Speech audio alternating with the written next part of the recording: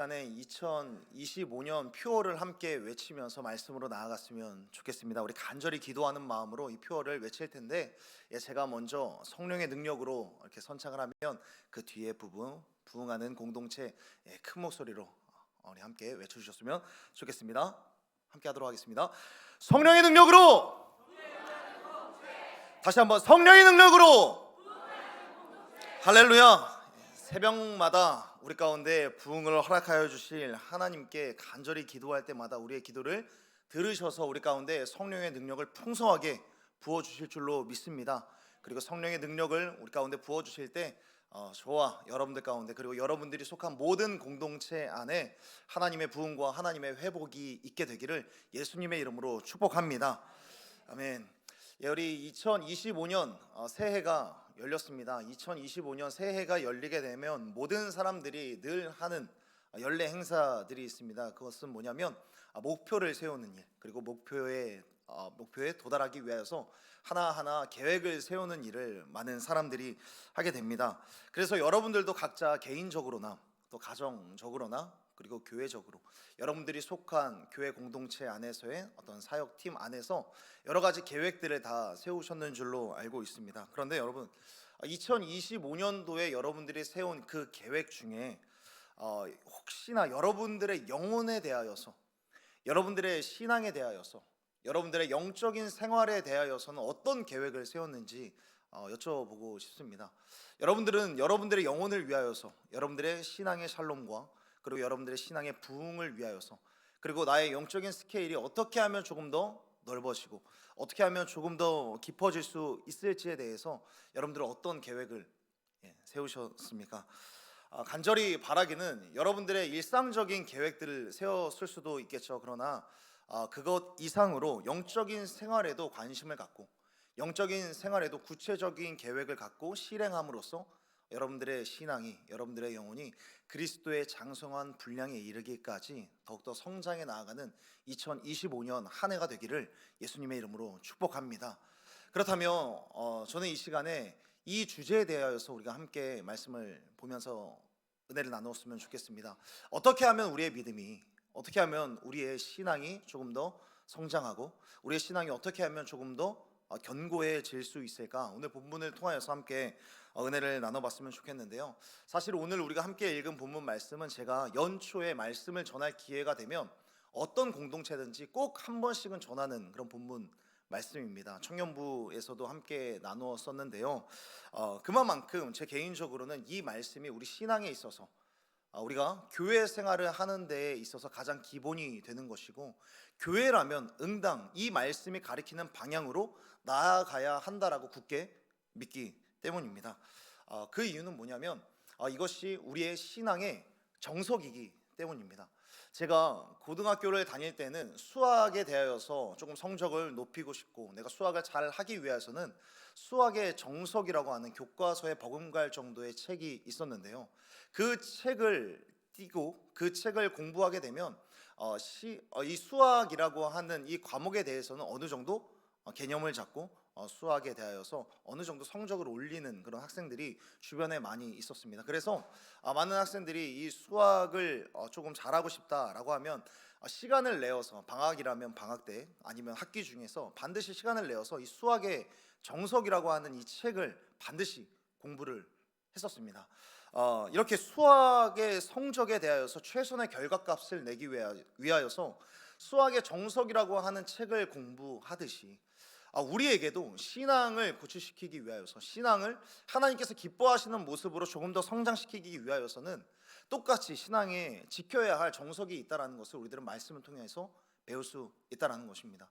우리는 하나님께서 우리 가운데 알려주신 말씀으로 우리에게 가르쳐 주신 정형화된 일정한 방식이 있음을 성경을 통하여서 우리들은 함께 배울 수 있습니다. 그래서 오늘은 이 신앙의 정석이란 무엇인가, 우리가 신앙에 대하여서, 우리의 영혼에 대하여서 나의 신앙을 조금 더 견고하게 하기 위해서는 어떻게 해야 되는가, 이 말씀을 보면서 함께 은혜를 나눠보기를 원합니다. 먼저 저를 좀 도와주셨으면 좋겠는데요. 먼저 우리 오른손을 높이 들고 그림 하나를 좀 그려봤으면 좋겠습니다. 우리 오른손을 한번 높이 들어보시고요. 삼각형을 한번 그려주셨으면 좋겠습니다. 삼각형을 감사합니다. 모두가 다 똑같은 모양으로 똑같은 순서로 그려 주셨습니다. 예, 이렇게 그리신 분이 한 분도 안 계셨습니다. 감사합니다. 예, 똑같은 모양으로 우리가 모두가 다 삼각형을 이렇게 그렸는데 16세기의 종교 개혁자였던 존 칼빈이라고 하는 선생님이 계셨습니다. 이 선생님은 경건이라고 하는 이 말, 경건이라고 하는 이 말 라틴어로 피에타스라고 하는데, 이 피에타스라고 하는 단어를 설명하면서 삼각형을 예로 들어서 설명을 했습니다. 피에타스, 곧 경건을 지키기 위하여서, 내가 조금 더 바른 신앙을, 바른 믿음의 삶을 살아가기 위하여서는 무엇을 해야 되는가? 반드시 이 삼각형을 잘 그리고 삼각형을 잘 지켜야 한다라고 존 칼빈 선생님이 이야기를 했습니다. 먼저 첫 번째, 삼각형의 첫 번째 그림은 뭐였습니까? 위에 있는 꼭지점에서 아래에 있는 꼭지점으로 변을 그리는 겁니다. 예, 먼저 우리가 신앙을 잘 지키기 위하여서는, 신앙을 잘 세우기 위하여서는 하늘로부터 내려오는 말씀을 먼저 잘 들어야 한다라고 가르쳐 주었습니다. 반드시 말씀이 있어야 된다라는 것이죠. 하나님께서 우리 가운데 하늘로부터 들려지는 음성, 하늘로부터 우리 가운데 내려온 하나님의 그 말씀의 계시를 우리가 먼저 잘 듣고 이 말씀을 통하여서 은혜를 받는 것, 서로에게도 좋은 말들을 할 수 있지만, 그러나 그것보다 앞서야 하는 것은 무엇이냐면 하나님으로부터 들려오는 말씀을 우리 영혼 가운데 잘 새기는 것, 이것이 우리의 경건을 잘 쌓아가는 첫 번째 순서라고 이야기를 하는 것이죠. 그리고 두 번째는 무엇입니까? 삼각형의 밑변을 그리는 것이죠. 아래에서 아래로 밑변을 그리는 것인데, 이렇게 아래에서 아래로 변이 이어지듯이 성도와 성도, 첫 번째, 하늘로부터 내려오는 하나님의 말씀을 잘 받은 사람, 저도 하나님의 말씀을 들었고, 그리고 여러분들도 하나님의 말씀을 들었으면 말씀을 들은 사람들끼리 이 말씀을 통하여서 은혜를 받은 그 내용들을 성도와 성도들이 함께 나누는 교제가 있어야 된다라는 것이죠. 하나님의 말씀을 받았으면 그것을 나 혼자만의 말씀으로 두는 것이 아니라 다른 누군가에게도 이 말씀을 전함으로써 위로의 메시지, 또는 도전의 메시지, 격려의 메시지, 때로는 훈계의 메시지를 함께 나누면서 서로 신앙생활을 하는 것이 우리의 신앙을 더욱더 굳게 만드는 경건의 모습을 갖출 수 있다라고 이야기를 하는 것이죠. 그래서 하나님의 말씀을 듣고 이렇게 은혜를 입은 자들이 서로 말씀을 토대로 교제하고 사귐이 있을 때 이 하나님의 은혜가, 말씀으로부터 주어지는 이 은혜가 우리 가운데 더 증폭이 될 수 있다라고 칼빈 선생님은 이야기를 했습니다. 그리고 세 번째는 무엇이었죠? 아래에서 위로 올라가는 모습이 있어야 하는 것입니다. 말씀을 듣고 우리가 은혜를 받았죠. 그리고 그 은혜를 가진 사람들끼리 서로 그 은혜를 나누는 사귐과 교제가 있었습니다. 그리고 나서 그 다음에는 반드시 하나님께 올려드리는 그런 모습이 우리 가운데 있어야 한다는 것이죠. 그렇다면 우리가 하나님께 올려드리는 모습이 어떤 게 있을까요? 하나님의 말씀의 은혜를 입어서 우리는 이 시간에도 함께 찬양을 올려드렸습니다. 구원에 감격하여서 하나님께서 내려주신 그 은혜에 감사하여서 하나님 앞에 찬양을 올려드렸고, 또 기도를 올려드리고 있고, 지금 이 자리에서 예배를 드리고 있습니다. 뿐만 아니라 우리들은 하나님 앞에 무엇을 올려드릴 수 있겠습니까? 헌금을 올려드릴 수 있는 것이고요, 헌신하는 우리의 삶을 올려드릴 수 있고요, 봉사와 충성으로 우리는 하나님 앞에 올려드릴 수 있습니다. 즉 우리 삶의 총체적인 영역을 하나님께 올려드릴 수 있어야 한다. 이럴 때 우리 가운데 바른 믿음의 삶, 피에타스, 경건의 삶을 살아갈 수 있다라고 이야기를 합니다. 사랑하는 여러분, 여러분들이 올 한 해를 살아가는 동안에 이 삼각형을 반드시 기억했으면 좋겠습니다. 여러분들이 지나갈 때마다 여러 삼각형의 모양들을 볼 텐데, 그 삼각형들을 보면서 그치, 하나님의 말씀을 들어야지, 그리고 이 말씀을 서로 나눠야지, 그리고 이 은혜를 가지고 함께 하나님 앞에 찬양을 드리고 예배를 드리고 헌신의 삶을 올려드려야지 라고 기억해낼 수 있는 저와 여러분이 되기를 예수님의 이름으로 축복합니다. 다시금 하나님께 올려드리는 것도 반드시 필요하다라는 겁니다. 그런데 이러한 원리가 과연 그냥 칼빈 선생님의 개인적인 이야기였는가? 아니요.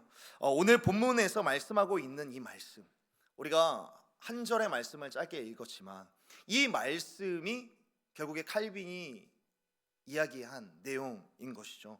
오늘 본문은 모든 교회들의 롤 모델이자, 그리고 우리가 함께 2025년도 하나님께서 우리 가운데 주신 이 퓨어 말씀, 성령의 능력으로 부흥하는 공동체의 표본이었던 초대교회의 일상의 모습들이 담겨져 있는 본문입니다.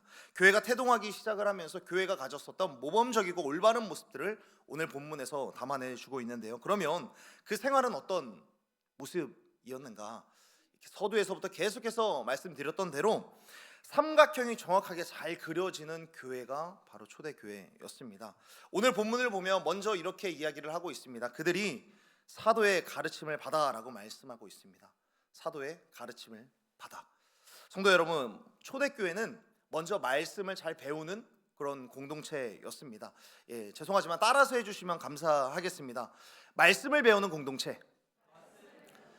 다시 한번요. 말씀을 배우는 공동체.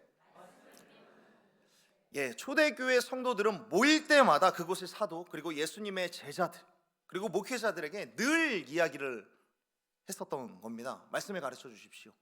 말씀을 읽기 전에 먼저 듣는 것, 그리고 들으면서 말씀을 계속해서 배우려는 그런 시도가 있었고, 그것을 목회자에게 늘 요청을 하는 교회가 바로 초대교회 성도들이었습니다. 말씀에 대하여서 늘 상고하고 연구하고 묵상하고 깨달으려고 노력하고 하나님 앞에 늘 이 말씀을 가지고 나아가는 공동체가 바로 이 초대교회 공동체였다라는 것이죠. 초대교회 성도들은 이 말씀에 대한 갈급함이 있었습니다. 이때 당시에 말씀이라고 하는 것, 성경책이라고 하는 것이 존재하지 않았습니다. 말씀이라는 것이 기껏해야 어떤 종이와도 같은, 아니 종이라고 이야기하기도 부끄러운 그런 곳에 적혀져 있는 말씀 한 구절, 또는 파피루스라든지 사본에 의해서 적혀져 사실 내려오는 것, 그리고 입에서 입으로 전해지는 그런 구전을 통하여서 말씀이 계속해서 들려졌는데, 고작 한 구절, 이 한 구절의 의미를 알고 싶어서 사도들에게 늘 물어보는 교회가 바로 이 초대교회였습니다. 말씀을, 그 한 구절의 말씀이지만 너무 짧은 분량의 말씀이었지만 이 말씀을 너무나도 소중하게 생각을 하고, 이 말씀이 무엇을 뜻하는 것일까? 이 말씀이 내 삶 가운데 어떻게 실행할 수 있고, 말씀을 어떻게 내 삶 가운데 적용할 수 있을까에 대한 갈급함이 언제나 넘치는 그런 공동체였습니다. 한 구절 한 구절을 너무 소중하게 여겼던 거예요. 그렇다면 반면에 우리들의 손에는 무엇이 담겨져 있습니까? 우리들의 손에는 성경책, 말씀 한 구절 한 구절, 10구절, 100구절 이 정도뿐만 아니라 말씀 한 권, 성경 한 권이 우리의 손에는 들려져 있습니다. 그런 의미에서 여러분들이 갖고 있는 성경책 한번 들어주셨으면 좋겠습니다. 성경책 한 번씩 들어보시겠습니까? 성경책 한번 들어보시죠. 여러분, 성경책 딱 잡으면 두께가 어떻습니까? 얇습니까? 두껍습니까? 두껍습니까? 오전에 이제 중학교 1학년 올라가는 친구가 이야기를 했습니다. 얇아요 라고 이야기를 했습니다. 여러분, 이 말씀이 얇게 느껴질 만큼 말씀에 가까이 할 수 있는 저와 여러분이 되기를 예수님의 이름으로 축복합니다. 말씀이 저는 처음에 저도 말씀이 너무 두꺼운 거예요. 성경책이 너무 두꺼운 건데 이제 여러 공부를 계속해서 하다 보니까 사실 성경책보다 훨씬 더 두꺼운 책들이 세상에 너무나도 많이 있다라는 거를 배웠습니다. 그런데 그거에 비해서 성경책이 처음에는 너무 두꺼웠는데 그래도 하나님의 배려가 느껴지는 거예요. 사실 여러분, 이 말씀이 이 정도 분량에서 10권 정도로 우리 가운데 주어졌다라고 한다면 여러분은 어떠시겠습니까? 말씀을 읽을 엄두를 내는 것도 사실 좀 힘들었을 것 같아요. 그런데 요한복음 21장에 보면은 예수님의 사랑과 예수님의 사역을 다 기록하려면 이 세상 어디에도 보관할 수가 없다 라고 기록을 하고 있는 것이죠. 하나님께서는 마음만 먹었으면 성경을 이것보다 훨씬 더 두껍게 만드실 수 있는 분이셨습니다. 그런데 우리를 위하여서, 우리를 배려하셔서 정말 읽기 딱 좋은 두께로 딱 이 정도로 주신 것 같아요. 여러분, 이 정도의 분량을 주신 것에 감사하면서 하나님, 그래도 이 말씀을 통하여서 내가 나에게 주신 구원, 나에게 주신 예수 그리스도를 알아갈 수 있게 해주신 것에 감사하며 이 말씀을 소중하게 여기는 저와 여러분이 되었으면 좋겠습니다. 그런데 반대로 이 말씀이 너무 얇으면 어떨까요? 이 정도 말고 그냥 한 100페이지 안에서 말씀이 이루어졌다면, 얇으면 얇은 대로 사실 내용이 너무 빈약하지 않았을까요? 내용이 너무 빈약해서 우리 스스로에게도 많은 의심이 막 불러일으킬 것 같아요. 그런데 하나님께서는 그렇지 않으시고 그 안에 있는 내용은 내용대로 하나님께서는 굳게 잘 완전하게 잘 세우시고 그리고 우리 가운데 주셨다라는 것이죠.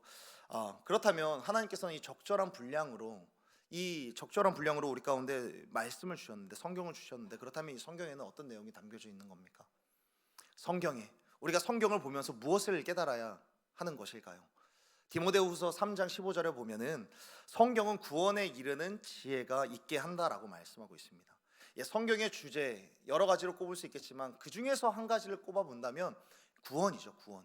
예수 그리스도를 통하여서 이루어지는 구원. 이 구원에 대하여서는 우리 가운데 설명하기에 전혀 부족함이 없고 오히려 완전하고 완벽하다라고 우리 가운데 말씀하고 있습니다. 성경은 오로지 예수님을 통한 구원에 이르는 지혜가 완벽하게 들어간 하나님의 말씀이라는 사실을 우리들은 기억하기를 원하는 것입니다. 그렇기 때문에 말씀을 통하여서 우리 가운데 베풀어 주신 구원의 본질, 구원의 실체를 날마다 확인해 나아가는 저와 여러분이 되기를 예수님의 이름으로 축복합니다.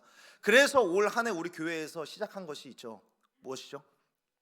필사와 온사람 공동체 성경 읽기를 시작을 했습니다. 이 성경을 딱 알맞은 분량으로 그리고 구원에 이르는 충분한 내용이 담겨져 있는 이 성경을 우리가 올 한 해 열심히 읽어 나가는 것뿐만 아니라 우리 영혼 가운데 잘 새기는 저와 여러분이 다 되었으면 좋겠습니다. 이 말씀을 읽기 위해서, 말씀을 내 영혼 가운데 담기 위해서 구체적인 계획을, 오늘 하루는 몇 장을 읽겠다, 오늘 하루는 몇 장을 또 적겠다라고 하는 여러분들 가운데 구체적인 계획을 세우고 날마다 말씀을 가까이 하고 이 말씀을 알기 위하여서 더욱더 말씀으로 가까이 나아가는 저와 여러분이 되었으면 좋겠습니다. 우리가 신앙이 성장하는 것, 그리고 더 나아가서 교회의 기본적인 베이스는 바로 이 하나님의 말씀이라는 사실을 우리들은 오늘 본문을 통하여서 배울 수 있게 되는 것입니다.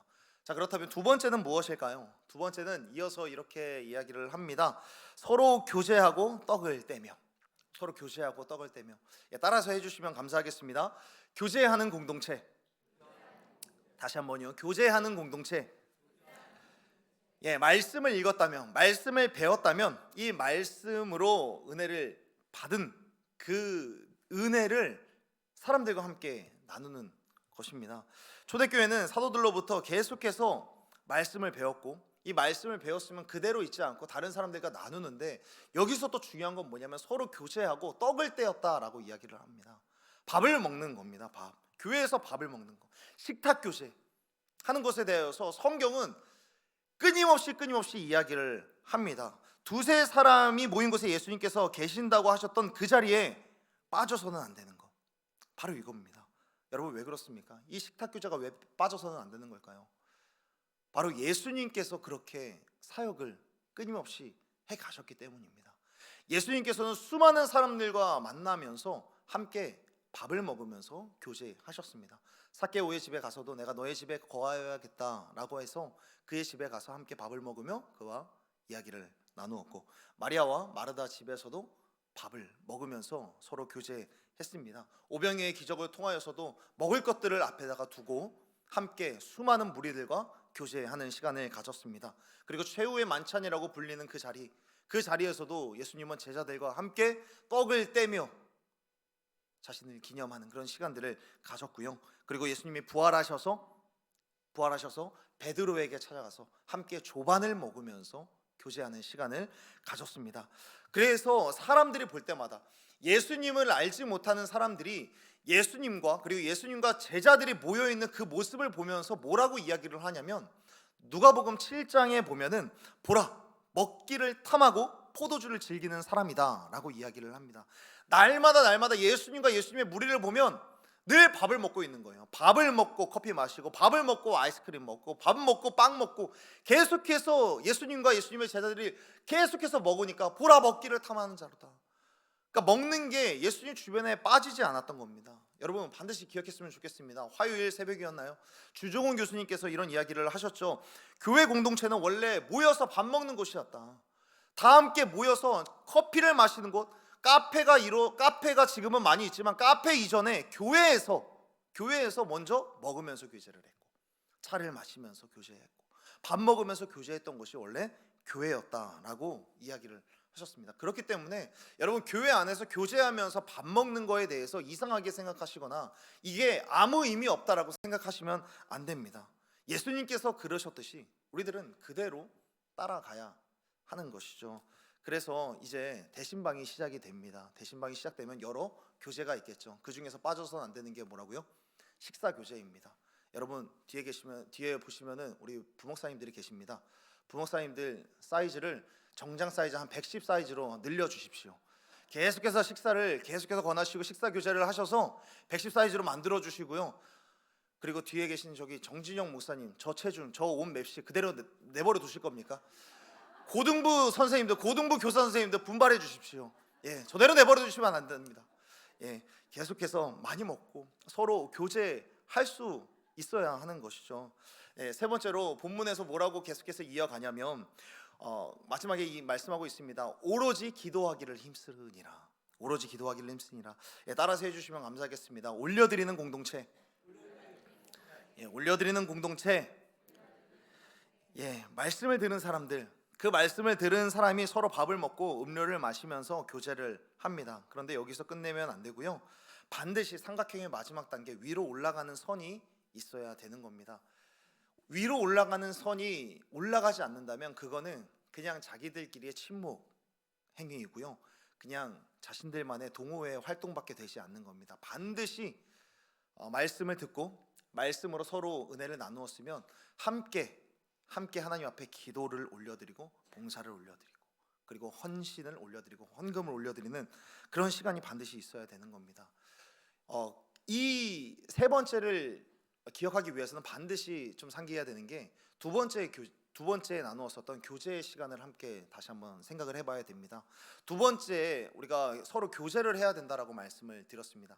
그렇다면 이 교제를 할 때 어떤 내용이 주를 이루어야 되는가를 우리들은 또 좀 신경을 써야 합니다.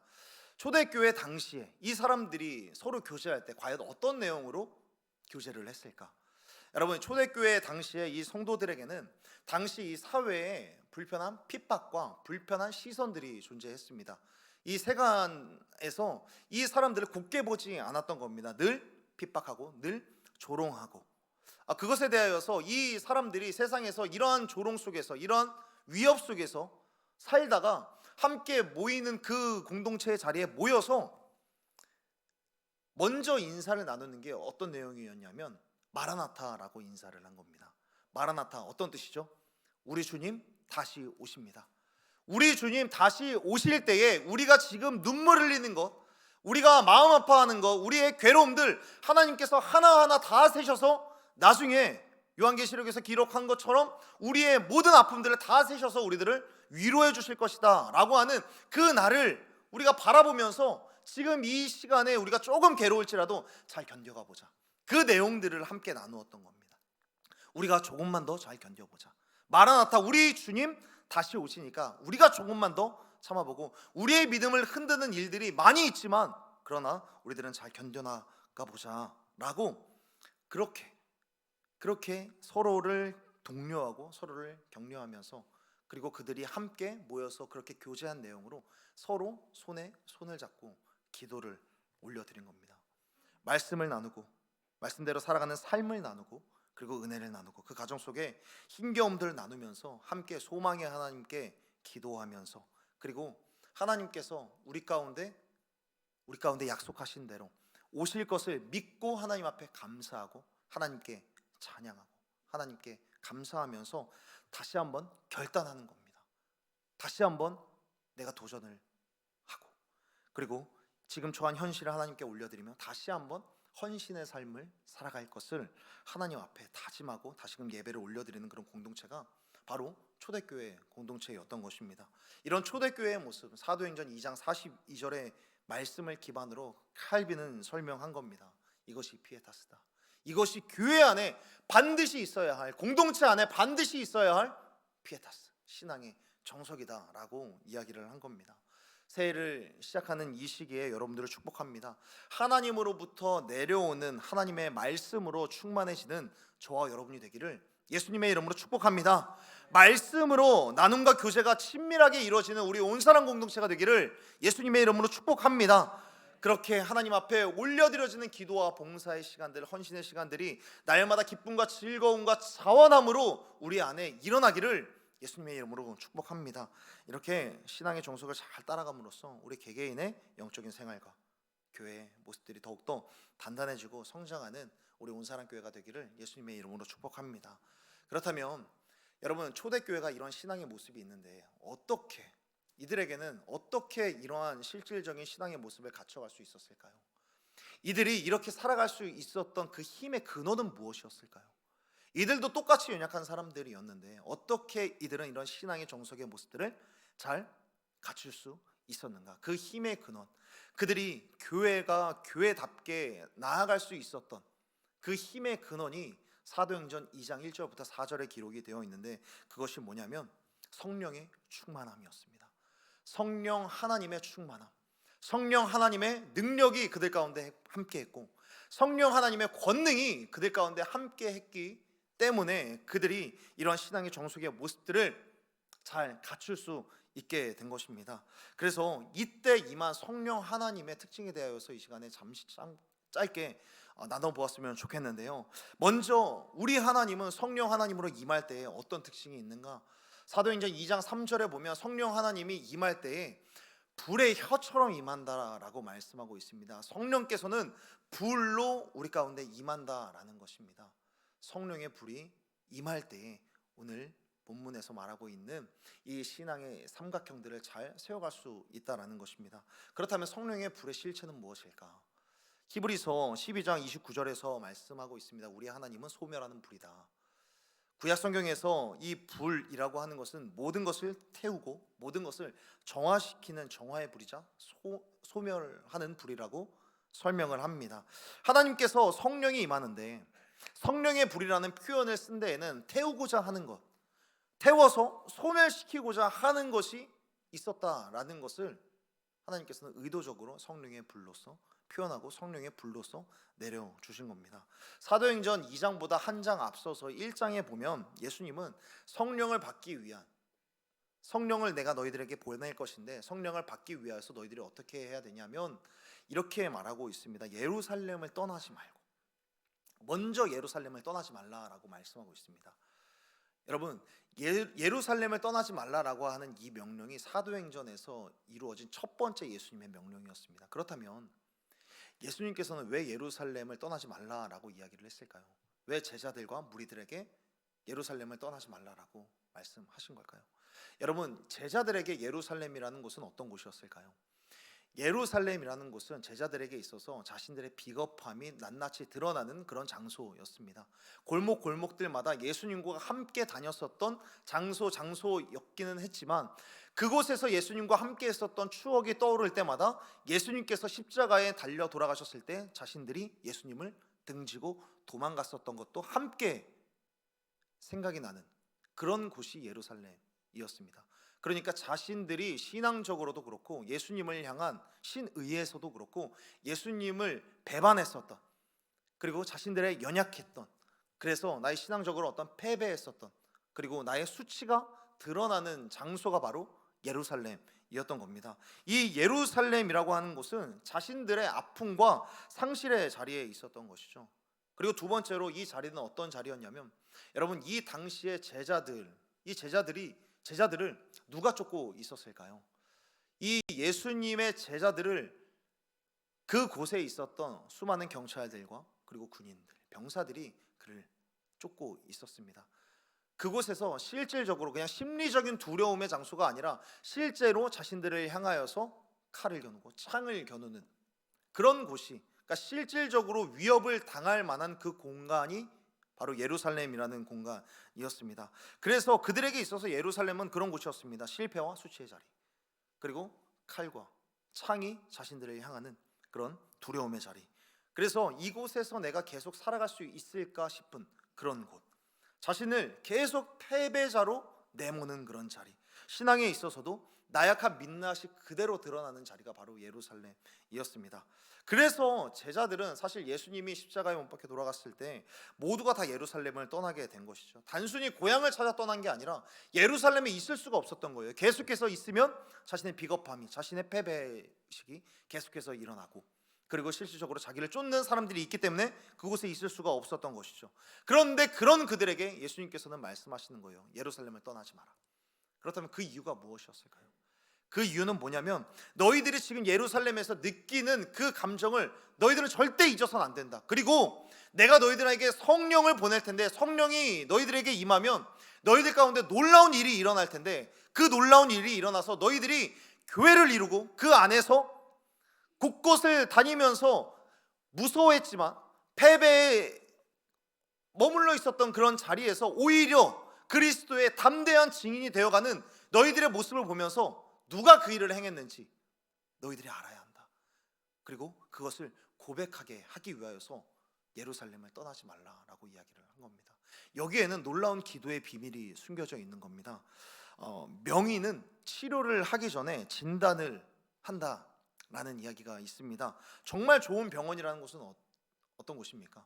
정말 좋은 병원은 질병을 잘 고치는 것도 고치는 것이지만 질병을 고치기 전에 정확한 진단을 하는 겁니다. 정확한 진단을 해야 정확한 병명이 나오는 것이고, 그 정확한 병명에 따라서 정확한 처방을 하는 것이 좋은 병원인 것이죠. 이들에게 예루살렘이 이런 거예요. 예루살렘을 계속해서 있게 하기 위한 것은 정확한 진단을 내리기 위한 것이죠. 너희들이 무엇 때문에 힘들어하느냐, 너희들이 이곳에서 무엇 때문에 힘들어하느냐, 정확한 병명을 그들에게 보여주시는 것이죠. 그리고 하나님께서 말씀하시는 거죠. 이 문제가 정말 네가 기도해야 될 문제다. 그리고 내 앞에서 오직 나의 힘으로만 해결할 수 있다라고 고백해야 되는 그런 문제다. 그렇게 진단하시고 진단한 부위에 마치 암세포를 치료하는 치료처럼 성령의 불을 내려주시는 것이죠. 너희들이 진짜 힘들어하는 그 문제, 예루살렘이 두려운 그 문제, 그러나 그곳에 내가 성령의 불을 보내어서 성령의 불로 너희들이 두려워하는 그 두려움들을 내가 다 불로 태울 것이다. 그리고 그렇게 성령의 불이 임했을 때 방금 전에 말씀드렸던 것처럼 두려움의 자리에서 오히려 그들은 그들끼리 모여서 교회라고 하는 공동체를 이루게 되고 거리마다 다니면서 그리스도의 담대한 증인이 되는 것이죠. 사랑하는 여러분, 기도할수록 문제에 정직하게 직면하게 되는 성령의 거룩한 역사가 있게 되기를 예수님의 이름으로 축복합니다. 주님이 진단해 주시는 그 문제가 성령의 소멸하는 불로 깨끗하게 타버리는 그런 역사가 있게 되기를 예수님의 이름으로 축복합니다. 성령의 불이 이렇게 임하는 것입니다. 성령의 불로 자신들의 문제들이 하나씩 치료되기를 시작을 하는 것이죠. 그리고 또 한 가지는 무엇인가? 성령의 불이 어떻게 임하는가? 사도행전 2장 3절에 보면 불의 혀처럼 임하는 그 성령이 각 사람에게 임하였다라고 말씀합니다. 여러분, 구약의 세계관, 이때 당시에 유대인들이 가졌었던 구약의 세계관들을 생각해 보면 이런 거예요. 하나님의 성령이 어떤 사람에게 임하는가? 그들이 생각했었던 탁월한 리더십들이 있었습니다. 여호수아도 그렇고요, 모세도 그렇고, 사사들도 그렇고, 다윗도 그렇고, 솔로몬도 그렇고, 유대 사람들은 하나님의 성령이 임하는 특정한 사람이 있다라고 생각을 했던 겁니다. 성령님은 철저하게 선택된 한 사람을 사용하실 것이고, 그런 사람들에게 성령을 보내실 것이고, 하나님의 영을 부어주실 것이다. 그러니까 이 사람들이 모여있을 때 성령을 기다려라 라고 예수님께서 말씀하셨으니까 우리들이 기도할 때 자신들에게 성령이 임할 것이라고 기대했을까요? 기대하지 않았을까요? 기대하지 못한 겁니다. 그래서 성령을 받을 만한 사람은 예수님의 특정한 제자 중에 사도 요한이나 베드로 정도는 성령을 받을 수 있겠다라고 하면서 나는 그냥 저들이 성령을 받게 하기 위한 그냥 중보자 정도는 되겠구나, 그렇게 막 기도를 했는데, 기도를 하면서 흘끼들끼 쳐다봤을 거예요. 누가 성령을 받았을까? 성령을 받는 사람이 저 사람인가? 그런데 우리 성령님은 어떤 분이셨냐면 어떤 누구에게도 어떤 한 사람도 제외하지 않고 그곳에 있는 모든 사람들에게, 각 사람에게 임하였다라고 성경은 기록하고 있는 겁니다. 나는 성령 충만을 받을 만한 그릇이 아니야. 많은 죄와 상처가 있고 나는 상태가 좋지 않고 선하지 않아. 나는 나이도 어리고 사역한 것 얼마 되지도 않고 바로 어제 세상에서 놀다가 왔는데 어떻게 내가 은혜를 받을 수가 있어? 라고 하는 그 사람에게도 성령께서는 불을 내려주셨다는 겁니다. 여러분, 이것은 무엇을 이야기를 하냐면 성령께서는 누군가를 제외시키거나 소외시키는 일을 굉장히 싫어하신다라는 겁니다. 지극히 작은 소자부터 중직자까지, 지역장이건 순장이건 총무건 그 어떤 누구건 여기에 앉아있는 모든 예배자들에게 성령의 충만을 주시기를 원하시는 그런 하나님의 성품이 담겨져 있는 겁니다. 사랑하는 여러분, 이 사람들은 성령의 능력을 제한했던 겁니다. 나에게는 있을 수가 없어. 그런데 여러분, 하나님을 믿는 사람들에게 진짜 중요한 문제는 뭐냐면 하나님을 믿지 않는 게 문제가 아니라 진짜 큰 문제는 하나님을 제한하는 게 훨씬 더 큰 문제인 겁니다. 믿는데 제한하는 사람들이 너무나도 많이 있습니다. 나에게는 이런 일이 없을 것 같아. 내가 가족을 위해서 끊임없이 기도하는데 여전히 게으르고 여전히 나태한 내 자녀를 보면 하나님은 여기까지는 안 되나 보다. 내 고집이, 내 아집을 내가 너무 세서 하나님 나에게 온유한 마음을 좀 주십시오 라고 기도는 하지만 여전히 내 고집이 너무 센 거예요. 내 성품의 거울을 들여다보니까 내 자아가 너무 센 거예요. 그래서 하나님은 여기까지는 바꾸실 수 없나 보다. 이렇게 생각하는 사람들이 너무나도 많이 있는 겁니다. 사랑하는 여러분, 하나님을 믿지 않는 것이 문제가 아니라 제한하는 것이 문제인 겁니다. 그런데 우리 하나님이 너무 멋있는 게 뭐냐면 사람이 하나님을 제한해도 하나님은 그 불신의 벽을 뚫고 임하시는 게 너무 멋있는 겁니다. 때로는 우리가 믿음 없이 기도할 때가 있잖아요. 그런데 하나님은 그 믿음 없이 기도를 해도 우리의 기도를 들으셔서 우리 가운데 기름을 부으시고요, 우리 가운데 희망이 없는 것처럼, 소망이 없는 것처럼 기도를 해도 우리들 가운데 계속해서 기도할 수 있는 힘을 주시는 분이 하나님이시라는 겁니다. 성령의 불이 임하고 성령의 바람이 우리 영혼 가운데 닿을 때 우리는 우리 안에 있는 불안함과 두려움이 다 날아가고 모든 이들이 나도 하나님의 성령을 받는 사람이구나, 나도 하나님의 소중한 자녀이구나 확신을 얻게 되는 것입니다. 그렇기 때문에 우리가 신앙의 정석, 이 삼각형을 가져갈 수 있는 겁니다. 나도 하나님의 말씀을 들을 수 있는 사람이구나, 나도 하나님의 말씀을 배울 수 있는 사람이고, 나도 저 사람과 함께 하나님의 말씀을 나눌 수 있는, 교제를 할 수 있는 사람이고, 나도 하나님께 영광을 올려드릴 수 있는 사람이구나. 성령이 임할 때 이러한 행동이 가능하게 된다는 겁니다. 이 모든 것이 성령의 권능이요, 성령의 불이 임할 때 이런 일들이 일어나는 줄로 믿습니다. 성령의 불이 임하고 이 성령의 능력으로, 성령께서 밀어 올리시는 그 힘으로 이 경건의 삼각형들을 잘 그려가는 저와 여러분이 되기를 예수님의 이름으로 축복합니다. 말씀을 정리하겠습니다. 하나님의 손에 흙이 있었습니다. 그런데 그 흙, 움직이지 못하는 그 흙에 주님의 성령의 생기가 닿았을 때에 사람이 되었습니다. 그러면 살아있는 사람에게 주님의 성령의 생기가 닿는다면 얼마나 더 놀라운 일들이 일어날까요? 주님이 흙으로 사람을 만드셨는데 생기를 불어넣은 이 성령의 바람에 대해서 우리가 다시 한번 생각해 볼 때, 우리 가운데 이 성령의 불이 임한다라고 생각해 볼 때 너무 못나서 하나님이 쓸 수 없는 사람이 없는 것이고요, 너무 잘나서 하나님이 필요 없는 사람이 없는 겁니다. 목동도 전사로 훈련시키셨고, 어부도 수많은 사람들을 변화시키는 성령의 설교자로 하나님께서는 사용하셨습니다. 말씀의 사람으로 교제할 수 있는 사람으로, 다시금 하나님 앞에 우리의 삶을 올려드릴 수 있는 사람으로 만들어 가시는 성령 하나님으로 충만한 저와 여러분이 다 되었으면 좋겠습니다. 그렇게 올 한 해 이 신앙의 정석을 반드시 기억하고 성령의 능력으로 이 신앙의 정석, 신앙의 삼각형들을 잘 그려감으로 부흥하는 우리 온사랑 공동체가 되기를 예수님의 이름으로 축복합니다. 함께 기도하겠습니다.